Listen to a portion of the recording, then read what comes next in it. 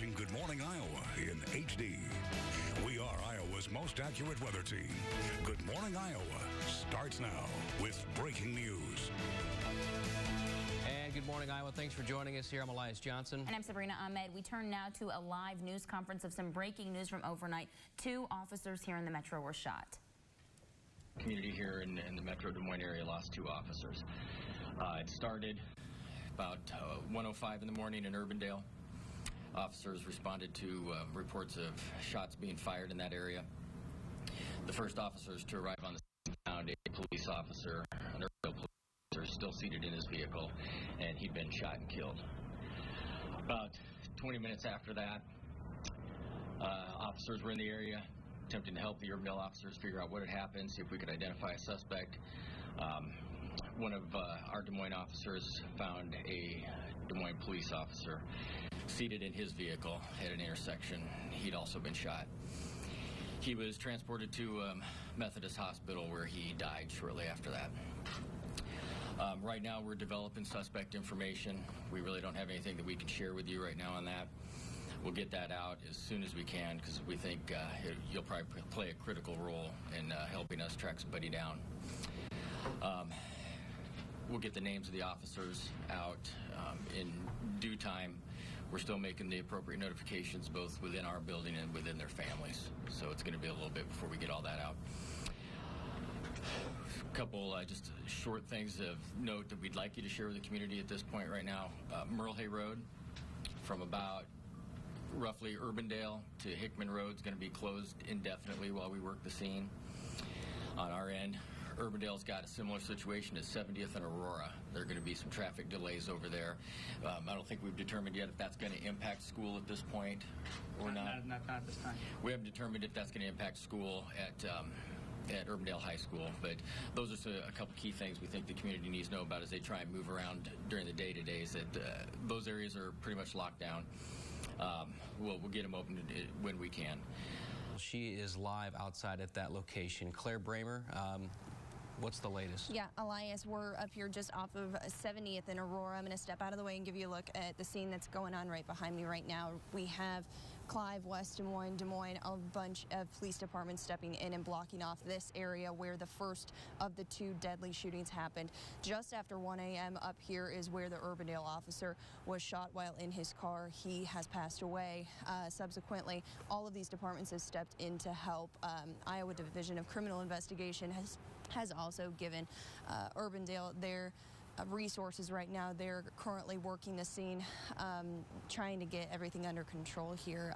We have not got any word if Urbandale's schools will be affected by this or not. We'll keep you updated on that situation. But over at the other location on Merle Hay Road and in Sheridan Avenue, that is where the other Des Moines police officer was found just before 1:30 this morning. Of course, like you heard in the press conference, right now they're searching for suspects, searching for who did this. There are police and Polk County Sheriff's, a lot of departments over at that scene as well, blocking off that road, and it will be blocked off for a while to come. Both officers killed in their squad cars in an ambush-style attack, like Sergeant Perizic said in the press conference.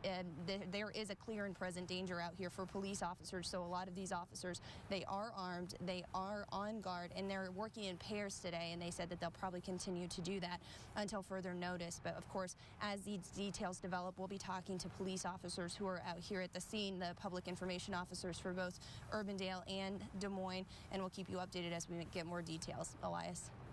All right, Claire Bramer out there live at the first location. Again, that was at 70th and Aurora, right next to Urbandale High School, which we are still waiting to see if that will impact school because, as Sergeant Perizic said, both locations are going to be locked down there as they continue to investigate. Yeah, the other location is Merle Hay Road from Urbandale to Hickman Road. That area is closed indefinitely, so that could be causing some issues when you're trying to get to work this morning. And as we heard this morning, officers working in pairs now because there is a clear and present danger, Paul Perizic said, with Des Moines PD to police officers, and we continue to think about all those officers out there, and as soon as we get suspect information, we will, of course, get that out to all of you out there. Yeah, we appreciate everything those officers are doing in a time when they, they have a lot on their hearts as well. Yep. Okay, we're going to take a quick break, everyone. Continuing to follow developments, we are awaiting the newest developments in this officer shooting that's left 2 Metro officers dead, one from Urbandale, one from Des Moines PD. That's right. We are continuing to receive more information about who did this, potentially why they did this, and we are still also trying to figure out who these 2 police officers are. Des Moines Police and Urbandale Police not releasing that information yet, but they say they will as soon as they are ready to. But for now, let's send it out to Jacob Pekla, who's live with some information on maybe who these people are and what police are trying to do to figure out the next steps. That's right, Sabrina. I'm out here at the site of that second shooting that happened around 1:30 this morning, where there's not a whole lot of information that is out there yet about either the suspect or the vehicle description or anything else that would give some clues about this, except we know it was an ambush attack on both the Urbandale and the Des Moines police officer. What we do know at this point, though, is that Urbandale has body cameras for their police officers, and they've also got dash cam on both departments have that. So that is something that is going to be used for evidence as they try to narrow down some of the clues of what could possibly be happening right there. It is one of the more dangerous situations that these officers have dealt with. As Claire mentioned a little bit earlier, this is the 3rd Des Moines police officer that has been killed this year, and Urbandale itself is a very small department. It's got 50 officers on staff, so this is the first time they've had to deal with anything like this in a long, long time, and these 2 events just happening real close to each other. It's kind of scary, and you know, as we mentioned a little bit earlier in the show today, both departments are not sending people out on solo work as it is. They're going out in pairs to prevent something like this from happening again. They know that these police officers are being targeted for whatever reason, and Parisa called them a little bit earlier today that these were cowardly acts that were taking place directed toward the police officers, and you don't really feel safe, but they got to keep going out there and doing their job. They're going to continue to search this area. It's been blocked off. It will be throughout the morning, could be for several hours more. As they continue to develop clues, they're going to be seeking the public's input to see what kind of final information they can gather. We'll have the next press conference coming about 10 o'clock, and we'll be sure to bring you updates coming up at midday and later on our newscast as well. But for now, reporting in Des Moines, Jacob Pekla, Local 5 News. We are Iowa. Back to you. Jacob, thank you very much. Both Jacob and Claire out there reporting for us. Once again, 2 officers shot, 1 Urbandale police officer, 1 Des Moines police officer, both killed. And Sergeant Paul Parisic from Des Moines Police saying that there is a clear and present danger out there for police officers. So we'll be keeping them in our thoughts and prayers as we continue to bring the public the most important information that you need to know, not only as you're waking up this morning, but throughout the rest of the day. Probably one of the most difficult press conferences we've seen from Paul Parisic as his time as PIO. Fighting visibly back very upset, as understandably so. Local 5 News at 10 in HD starts now. We are Iowa. Ambush on the badge. There was absolutely nothing either one of these officers could have done to prevent this. I can't fathom what's going on. 2 police officers, one an Urbandale rookie just starting his career, the other a veteran of the DMPD, just promoted to sergeant, who loved his family and his job. He's a great guy in this department, a good friend to a lot of us, a fantastic family man. It's just really hard to lose Tony. Tonight, the lives of the fallen and the man who's accused of opening fire. Whoever the coward is that shot him while they sat in their cars. We take you into the 8-hour manhunt for the suspect, Scott Green. He hasn't moved. He's still laying on the ground, spread eagle, face down. Local 5 uncovers the videos that show what could have led the suspect to snap. Turning now to a community in mourning and really in shock tonight. It's a moment that rocked the world of 2 police departments. For the first time ever, the Urbandale Police Department lost an officer in the line of duty. For Des Moines, it was the 2nd incident of the year. Local 5's Amanda Krenz is live outside the Urbandale Police Department, where the outpouring of support is huge. Amanda? And Jack, the growing memorial is right behind me here at the Urbandale Police Department. There are so many people streaming in now, a lot of them getting off of work, and in many cases, even bringing their children to pay their respects. In fact, there was a whole young soccer team that just approached the car. It's definitely touching to see this. It's also very tough, as this is obviously a metro area, a community that has been devastated, but also is showing so much respect for these 2 gentlemen who lost their lives this morning. I'm told by neighbors that it appears as though Officer Martin's patrol car was taking a turn right here onto 70th. He was parked right here in between these 2 crosswalks. Now, we did hear from Urbandale Police today, and they tell us that it appears as though the suspect, Scott Green walked right up to the patrol vehicle and shot between 15 and 30 rounds. We'll listen now to the police chief as he recounts what he believes happened. I wouldn't call it a confrontation in that I don't think he may even ever been aware that there's a gunman next to him. And now about 20 minutes after the call at 70th and Aurora came in, another call came in for shots fired at the corner of Merle Hay Road and Sheridan. That's where you'll find us now. This is where Sergeant Anthony Beminio of the Des Moines Police Force was shot. He was then taken to Methodist Hospital where he later passed away. As you can see right here, there is a memorial that's been set up for Sergeant Beminio. Now, we aren't sure how Scott Green traveled the 2-mile distance to the corner of Sheridan and Merle Hay. We'll, of course, continue to follow that. But take a listen to what Sergeant Parisic says was a complete ambush of the officer. I can tell you that based on what I've seen so far, there was absolutely nothing either one of these officers could have done to prevent this or to save themselves once it started. We are freshening up the numbers, and we want to start on the Democratic side, where we're now up to 66% of the precincts reporting. Hillary Clinton's gap over Bernie Sanders has gone down from 3% to 2 percentage points. She's at 51, Bernie's at 49, and Martin O'Malley rounding to 0. And we've seen some pretty significant movement in the Republicans with 51% of precincts reporting. Ted Cruz is at 29%, Donald Trump at 25%. But look at this, Marco Rubio starting to creep up on the two frontrunners. He's at 21% right now. Again, that's 51% of precincts reporting. Then it drops down to Ben Carson at 10%, and Rand Paul 4%, Jeb Bush 3%. Carly Fiorina, John Kasich, and Mike Huckabee all at 2% with 51% of precincts reporting.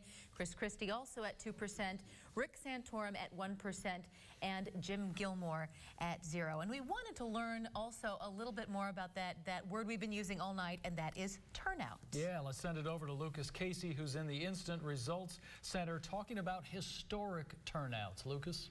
Well, yeah, we're going to look at historic turnout, and I want to talk about it in the context of what we're expecting tonight. We've heard a lot about turnout, and those numbers you see rolling on the bottom of the screen on the Republican side, that is turnout. Those are votes. They're going to add those up around the state.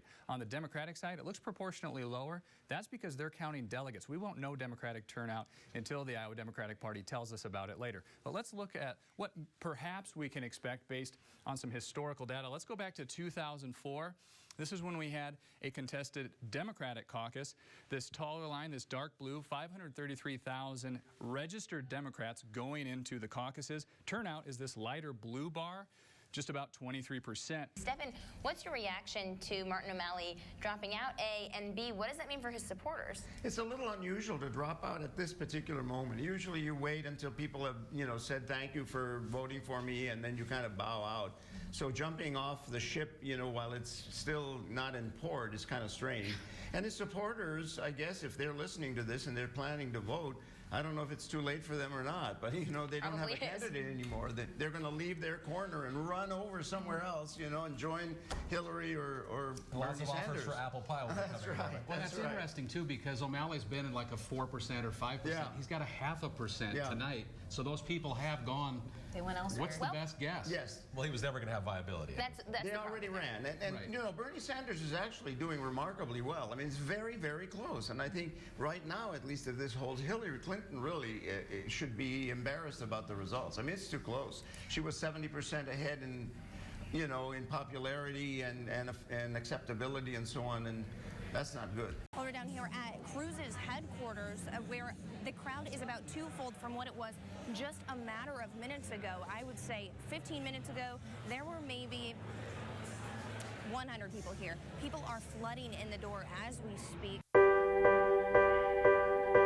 Today is Founders Day here at Local 5, and we are celebrating the 20th year of our parent company, Nexstar Broadcasting. And one of Nexstar's big goals is giving back to our local community. When folks come out and volunteer for Habitat, they're making a difference. Listen to your heart. We're gonna go get hard hat, safety glasses on, and then we'll get our day underway. Gotta match the outfit, Ready. North Wall. When's the last time you wore a hard hat? Probably since high school. Brings me back again. Founders Day here at Nexstar, and I might make this I've always wanted to do Habitat for Humanity, so this might get me started in that because I love to build things. I'm a handyman. I love them. They're all being involved, and they're all very busy. So that's what we ask every day of people. 142. Hey, we're having fun. Like we should.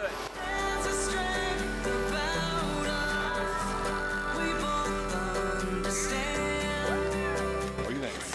I think it's a great day to build a home. Yeah, let's build two. When you help somebody, you give them a hand up, but it changes their life, and that's rewarding.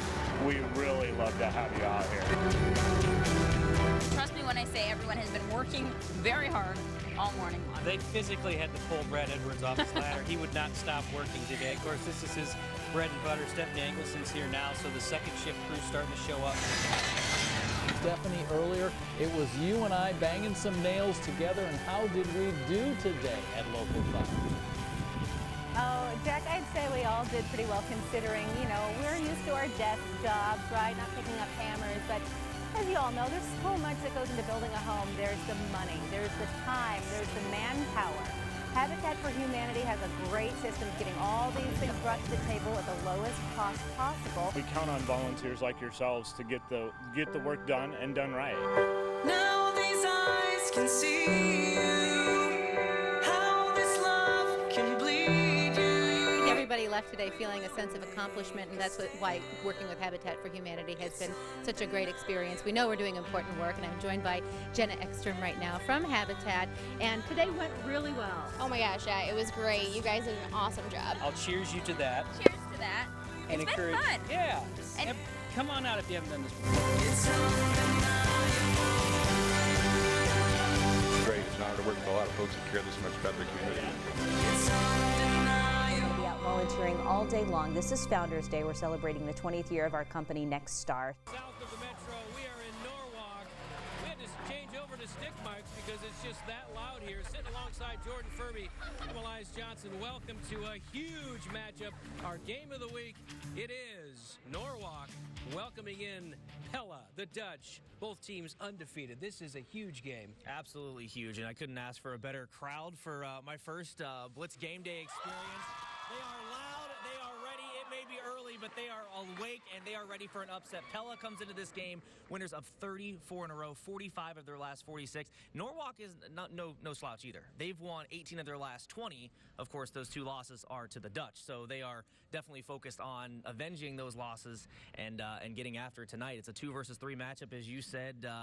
Both teams undefeated, and the winner of this one firmly moves into the driver's seat for a district championship and the #1 seed in the playoffs. We only know that only 2 teams get into the playoffs this year, so this is a big game tonight. And it's a very respectful student body here behind us. They've been loud, and now they're kind of quiet. Can we get loud again, you think? They're ready to go. Some of them not used to being up this early. We got much more Blitz Game Day coming at you in just a minute. Don't go anywhere. Sabrina? Oh my gosh, I can hear them loud and clear. Yeah. You guys look like you're having fun. Did you hear my request to bring back donuts? Your donuts are going fast, and they are delicious from Hy-Vee this morning. I would not count on one being left. You guys have fun out there. We'll check back in with you in a few. Sam, it's cold, which is why they're inside. By the way, yeah, it's not raining out there. What a bunch of chickens being in the gymnasium. It's not raining. This is where it gets real. Dan Corey, your chance to make a big pick. Who are you going with tonight? It should be a great game, Elias, and I got to go with my hometown team, Boone.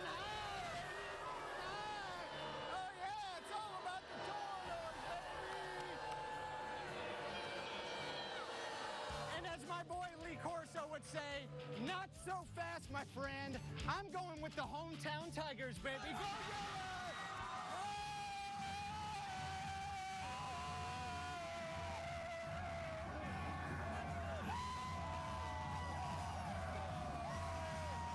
61 miles and over 3,000 feet of climb. Before today, never done anything like that before on a bicycle. One thing's for sure, though. If you ride an entire leg of Ragbri, there is a lot that you see. This is awesome. This is great. I'm very excited, and she wants to do it next year. How many are you going through? 35. How many getting that? He's getting 2. Good. Good morning, folks. Welcome to Diagonal. You know what, when you show up and they have the band at the beginning of the town and they're welcoming you and telling you facts, that's amazing, and you know they want you here. Right. How tough is that hill with the longboard? Not easy, but the down makes it worth it.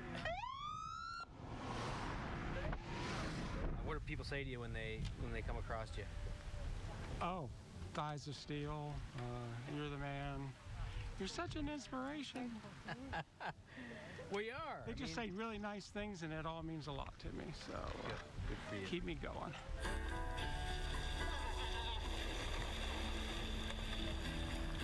Bikers turn left. Turn left. I'll be saying bikers turn left in my sleep all night. Hi! I'm a banana! Banana! Welcome to our town. Enjoy yourself. And just like we've done all week, we're going to do it again tomorrow, all the way to Centerville. Luckily, not as big of a climb, but a few more miles than today. Either way, we'll take you along for the ride. In Leon, Elias Johnson, riding Ragbri, Local 5 News. We are Iowa. And we hate goodbyes here in the town of Leon. This is the last chance for locals to say, thanks for coming, everybody. They certainly appreciate every single person that has come through. The furthest distance I heard of anybody so far this morning, the Netherlands, which goes to tell you just how many people think this ride is important, and they come back every single year. You're watching Local 5 News at 6 in HD. We are Iowa's most accurate weather team, and we start with your forecast first. Well, hi, everyone. Been kind of a dreary day out there, but at least temperatures have been on the mild side. We're in the 60s. Most of the rain is gone now. We had about 1/10 of an inch. We are going to see clearing skies tonight and some really nice weather tomorrow. The sun returning, and the sun's going to stick around. We'll be around the mid-60s tomorrow afternoon, and it gets warmer in your forecast coming up. Local 5 News at 6 in HD starts now. We are Iowa. Families, entire soccer teams, people of all walks of life are showering their support on the grieving Urbandale Police Department. They bring gifts of flowers and food to add to this growing memorial. It's a touching reminder of today's tremendous loss and the incredible way Iowans pull together in times of tragedy.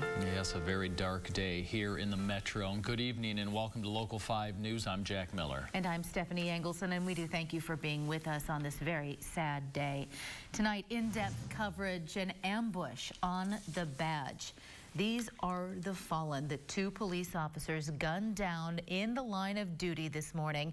Des Moines Sergeant Tony Beminio and Urbandale Officer Justin Martin. Police say neither of them had a chance to defend themselves, and they were shot by the same man. Police have arrested this man, Scott Green. He's in custody, but in the hospital right now. Now, this all unfolded just after 1 a.m. in 2 different locations. Yeah, the 2 shooting locations are just 2 miles apart. One in Des Moines, one in Urbandale. The first crime scene was here, 70th and Aurora. Police say Officer Justin Martin was gunned down while sitting in a squad car. He was not on a call for service. Police say the gunman just walked up and started shooting. You can see from the crime scene video it was dark and it was rainy. Then 20 minutes later, police say Green opened fire on a Des Moines police officer here at Merle Hay and Sheridan in Des Moines. They're not sure how Green got from the first scene to the second. You can see the bullet holes in the car and the word sergeant on the side of that cruiser where Tony Beminio was shot. Investigators think Green opened fire on him here, and Beminio never saw it coming. Then Scott Green went on the run for 8 hours. Urbandale schools never opened today, and the manhunt ensued after police put out the All Points bulletin for Scott Green. Green eventually showed up in Dallas County in Redfield. Here's the 911 call of him giving himself up. Subject in custody. Confirm that this is the suspect we're looking for. At this point, this is confirmed. This is confirmed. EMS is en route. We do not have a location on the suspect's vehicle. Officials captured Green just south of Redfield in Dallas County near the intersection of 320th Way and G Trail. Police say Green gave himself up to a Department of Natural Resources employee. He showed his ID and ended the chase due to a medical condition.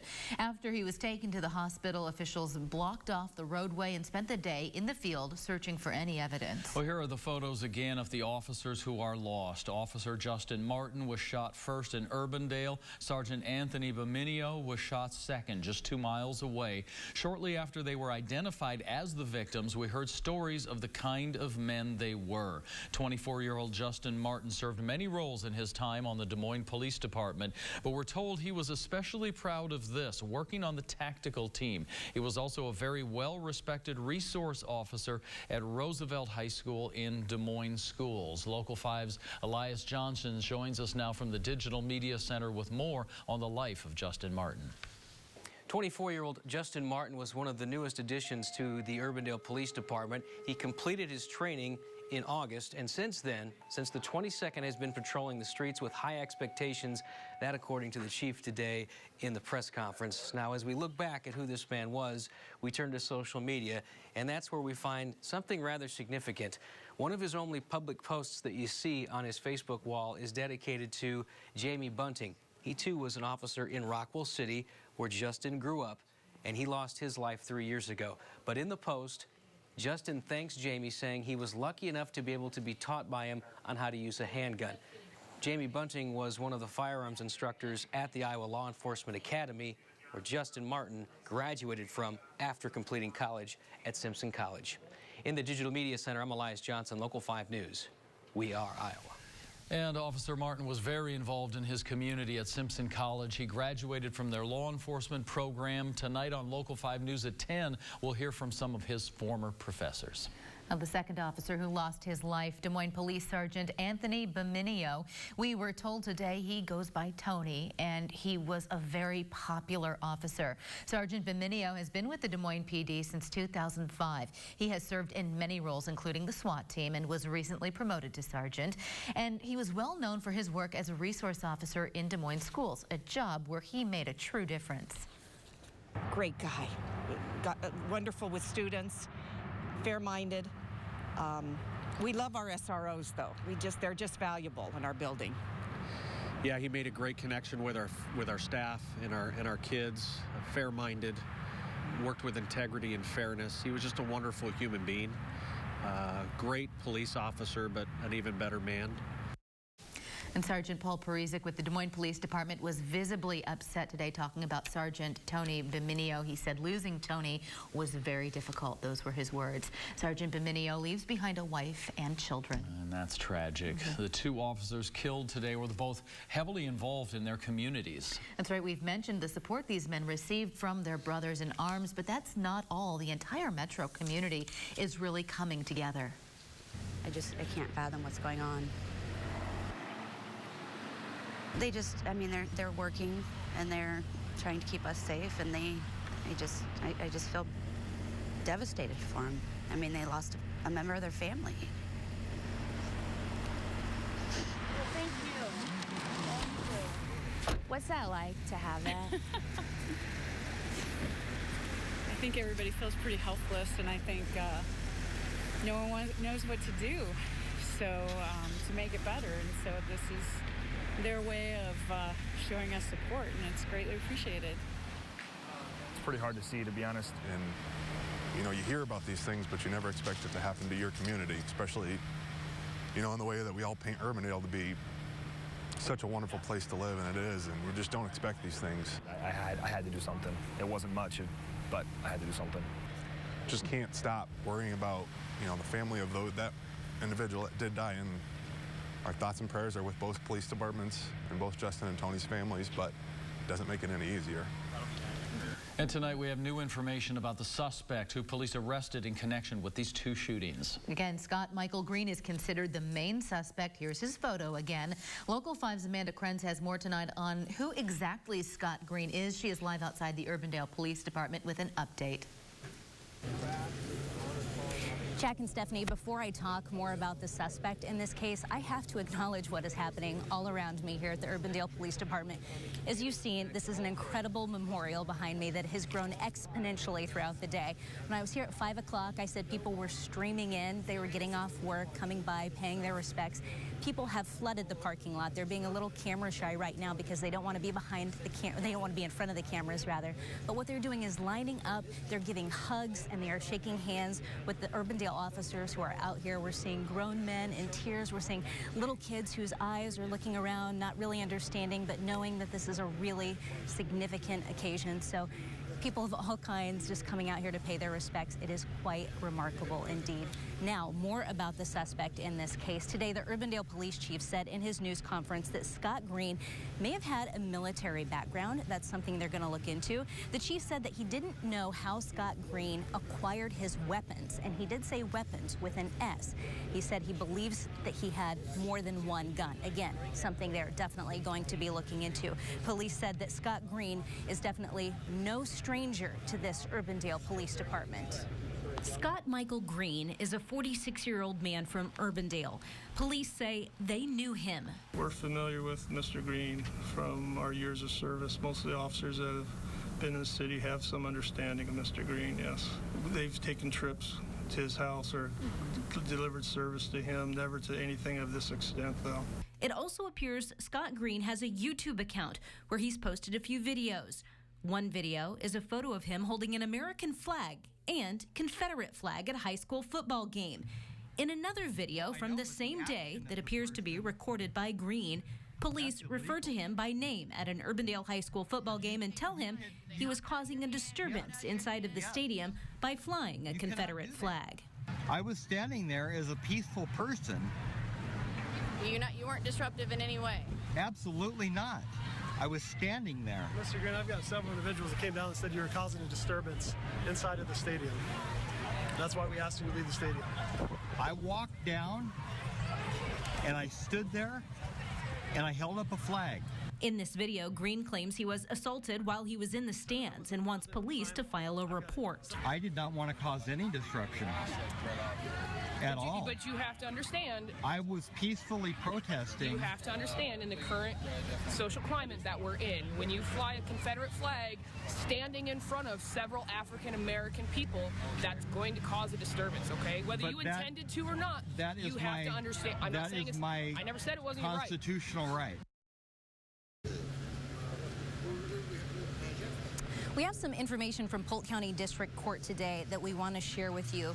Scott Green was in court with his mother just yesterday. Now, this court order that we saw said that Green abused his mother, and now he has to pay $10,000 to her because he financially exploited her. This court order says that he committed elder abuse against his mom, both physically and financially, and he was ordered to move out of the home that they both live in. Reporting live in Urbandale tonight from the site of this remarkable memorial, I'm Amanda Krenz for Local 5 News. We are Iowa. All right, Amanda. Amanda, thank you so much. We will check in with you as we get new details about Scott Green. And with today's shooting deaths of 2 Metro police officers comes the natural question, what kind of person does this? As with the tendencies of any type of criminal, law enforcement tries to profile them, but that's tricky. I talked earlier today with a former FBI profiler who says people who go out to deliberately shoot police officers are frequently frustrated over run-ins with the law and the feeling that they've been treated unjustly. If you add to that people who feel like they've been aggrieved by the police, both in an arrest situation and maybe in other settings like the Facebook post outside the high school stadium, people like that tend to then justify that law enforcement, for whatever reason in their mind, is corrupt, illegitimate, whatever it might be, and that they feel like they need to take the power into their own hands to eliminate people.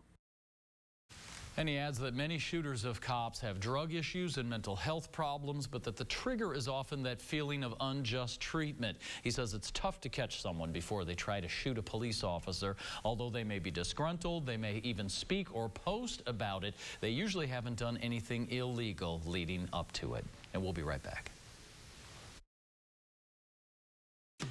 watching Local 5 News at 6 in HD with Jack Miller, Stephanie Engelson. We are Iowa's most accurate forecast with Chief Meteorologist Brad Edwards. And Local 5 Sports with Sports Director John Schaefer. This is Local 5 News at 6. We are Iowa. Welcome back. A hard day in the metro, and oftentimes in dark moments like these, there is great support in numbers. Yeah, tonight a Metro church is holding a prayer vigil to help us all work through this grief. Local 5's Krista Burris is live in Urbandale with more.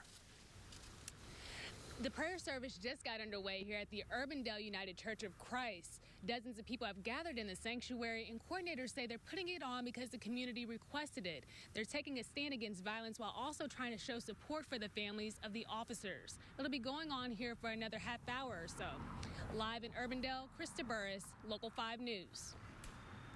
Krista, thank you, and we will check back in at the memorial tonight at 10. Time to switch gears now and talk about weather, and kind of a gloomy, dreary day today, Brad, but it sounds like yet again we're going to come out of this into some great weather. We are. I mean, the sun is going to shine again tomorrow, and the temperatures are going to warm up. It's hard to believe we're heading into November. The first weekend of November. We'll take a look at the numbers coming up, so stay tuned.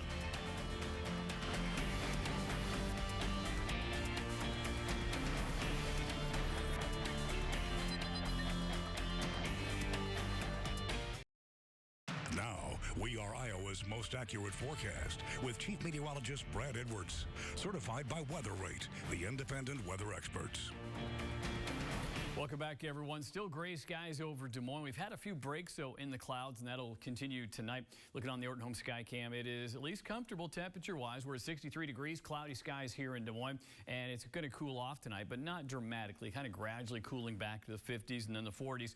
We got east-northeast wind on the light side, so it's going to be one of those quiet nights out there as the clouds break up. No rain to speak of in central Iowa. We got a few showers left over in northern and northwestern Iowa, and that's where we will see maybe a few sprinkles, but otherwise no more rain. We had very little rain go through central Iowa, less than 1/10 of an inch in both Ames and Des Moines. Heavier amounts in eastern Iowa, Burlington up to 1.33 there, and Davenport at 1,500. So Cedar Rapids over an inch too.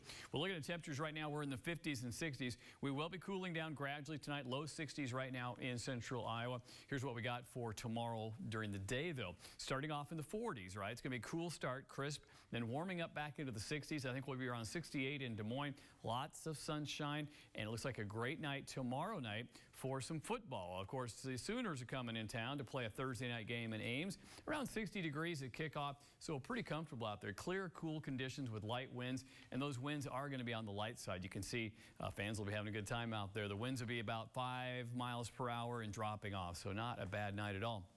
As we look at the forecast for the highs heading into the weekend, this is unbelievable. These are more like September highs. We're talking close to 70 degrees on Friday, low 70s on Saturday. Again, we got a couple of sunny days here. A few clouds on Sunday, and if we get sunnier than this, we'll be warmer maybe, but 68, I mean, come on, that's pretty warm. That's about 10 to 15 degrees warmer than average for the next couple of days here. Well, all the rain has now moved to the east, or at least most of it has. They've had some thunderstorms in Illinois, even some severe storms there. At least a couple of warnings issued. Those are moving off quickly to the east, and we are going to see dry conditions. We could have used some rainfall. There's a really dry spot here in south central Iowa. They could definitely use some rain. Unfortunately, we're going to have to wait again before any more rain comes in, and actually the 10-day forecast doesn't show much. We got a lot of sunshine tomorrow, and we'll keep that sun going until I said like Sunday. That's when we'll have some cloudiness moving in, and no rain really until Monday, and that chance is looking pretty low as far as any appreciable rainfall. So for tonight, we are looking at clearing skies, cooler, calmer, 46 for the low. Tomorrow looks pretty good. Lots of sunshine, 68 degrees as we go through Thursday afternoon. 71 on Friday, 72 Saturday. Sunday, we set the clocks back. Of course, it'd be Saturday night when you go to bed. Usually people do that. We got clouds around, but still a nice day. The rain chance is about 30% on Monday. Doesn't look like we're going to get much. Voting on Tuesday looks pretty good. Temperatures will be cool, but it's going to be a nice November day. And here's your 10-day tracker. You're thinking at some point we're just going to fall off the cliff, but there's no cliff there, Stephanie. It's still in the 60s and maybe even another 70 next week. Yeah, that beautiful fall weather we only think we usually get a couple weeks of. You're right. We've had a lot of this. Oh, we have. So just be thankful. Yeah, a lot to be thankful for. All right, Brad, thanks. Jack? Well, thanks, Stephanie. Okay, Cubs fans, this is it. Tonight is Game 7 of the World Series. It's all on the line. And when we come back in sports, we'll get you ready for the game. Now, Local 5 Sports with John Schaefer. We are Iowa Sports. After a celebration, really, Tuesday night for Cubs fans here in Iowa, this morning was truly a day of shock, disbelief, and surprise, and a lot of mourning going on as well. It's a reminder of just how insignificant sports truly is in the grand scheme of life, but at the same time, sports can be a reminder of the joys that come out of it, and a nice break from the harsh reality that is the evil that can shock this world on certain days. Now, Game 7 tonight, there is a lot of excitement around this game, especially here at Principal Park, and for good reason. The World Series, Addison Russell shocked everyone with 6 RBIs last night against the Cleveland Indians to force this to a 7th game. The Cubs trailed in this series 3-1, so it was a great showing for them, and they'll look to do more of the same tonight. Of course, Chris Bryant having some great at-bats as well. But really the question is, can they maintain that spark by their offense? Well, they'll approach tonight's game with the same exact mindset.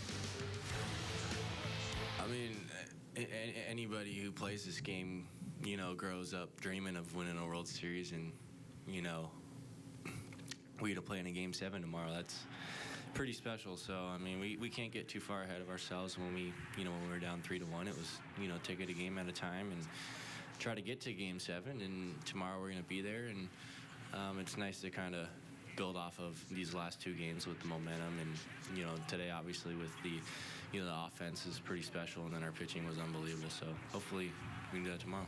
It's going to test both teams, I think. Tomorrow is a day that, you know, you kind of have to put it out all on the table.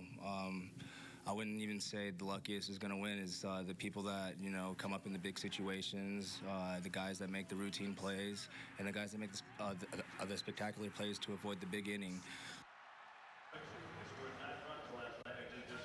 So the Cubs trying to win their first ever World Series, at least since the early 1900s. It should be a lot of fun out in Cleveland tonight. That game starting on Fox at 7 p.m. is the first pitch. Come on down to the Principal Ballpark. There's a ton of people out here taking in this game. They're very excited to see if their Cubbies can bring one home.